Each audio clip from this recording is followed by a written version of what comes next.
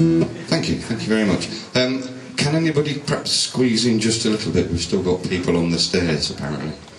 I know it's going to get a bit... I mean, it doesn't matter if you knock these over, because these aren't actually mine. I've got mine well behind me, so... That's it. Why don't all the little people... Yeah, well, that might help as well, yeah? If all the little people sit down and just... When I said it's okay to knock them over, I was joking, really, but if you can kind of... Come on, let's make it into a festival.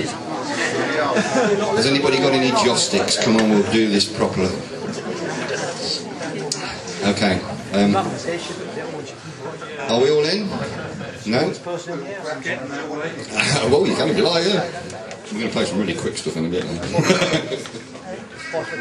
All in? All in? Okay. Hey, more small people. Come on, small people. All the small people come and sit down at the front.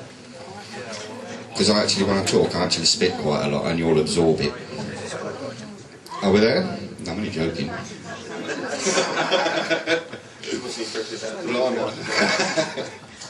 Okay, Larrivee guitars. Quite unique for a number of reasons. First of all, they're owned by John Larrivee. There's no board of directors, there's no shareholders.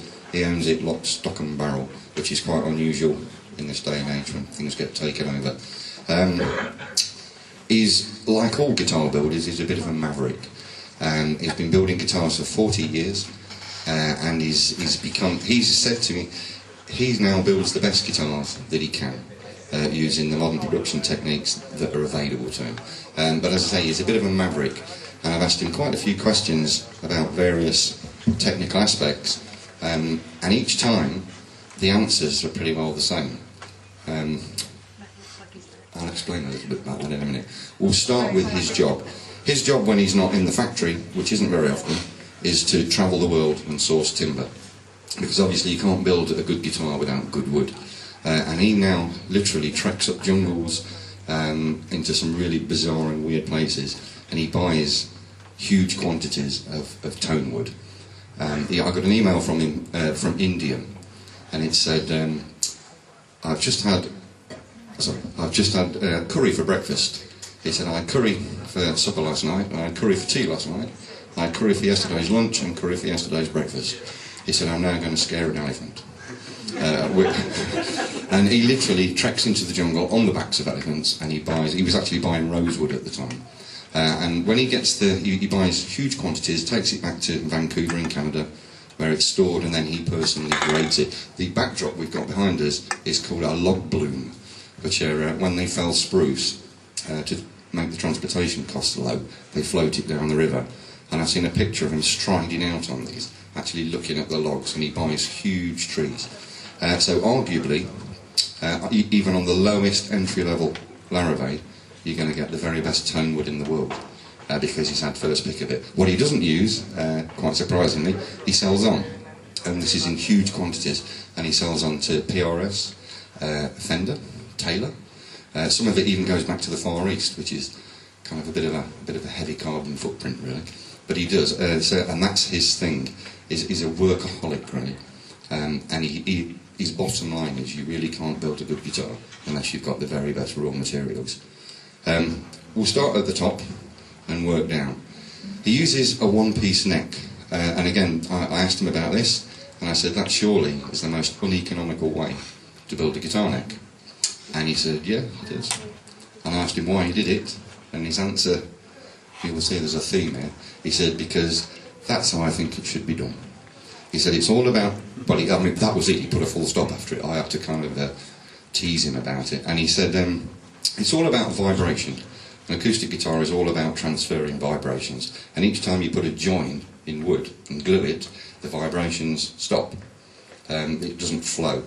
And he said that if you put a scarf joint on the headstock, because I asked him about the strength issue, if you use one piece of mahogany, which he does, the grain runs that way straight, and then when you come to the headstock, it's now running at an angle, which makes it inherently weak.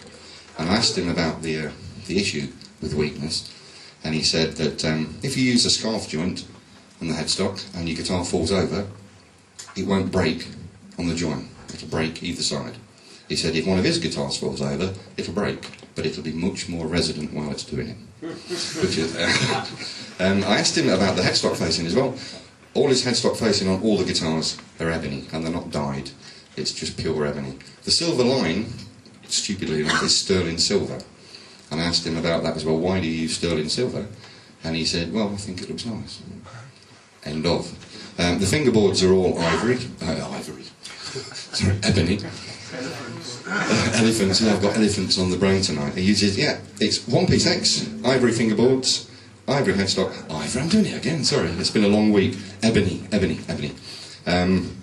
What else? I asked him about his fingerboard radius, and he uses what's called a compound radius on the fingerboard, which means that if you draw a big circle around it, that there is a 17-inch circle, and there it's 21 inches. Again, I asked him about that. Why did you do it? And he said purely that it makes it easier to play. But a strange thing is that if you use a compound radius on the neck, you can't use a pneumatic fret press. They won't fit. So each one are fitted by hand. Every fret is put on by hand. So it takes, again, his bottom line is, he said, I don't make guitars for money, which is kind of quite an unusual thing for a businessman to say. But that was his bottom line. He says, I make guitars because I love guitars. And I want to make the best guitar. And if he doesn't make as much money, it doesn't matter, but he knows that when the guitars that he's built leave the factory, they are the best he could possibly do. The here where is obviously one piece as well. No stacks, even though that wouldn't necessarily alter the tone. Again, he said it's because that's how it should be done. Shall we stop there and play some more music? What have we got? Okay. Another thing we're going to try and do tonight is play quite a few different styles of music, and I'm not going to swap guitars, I'm not going to change the tuning, apart from that last one where I dropped the D. The rest are all going to be in standard tuning on one guitar, and apart from a talent pedal there that has a bit of reverb, we won't be using any gadgetry. And this next tune we're going to do is by Miles Davis, obviously not a guitar player. And again, we're going to try and play as many different styles. This is a jazz standard from, what was it called, Shades of Blue? Kind of Blue, sorry, I stand corrected. Hey, if I get stuck on anything, will you help me out for the rest of the evening? I'll try and help. Okay. Now, we're just going to play this, and then I'll talk to you a little bit more. But this is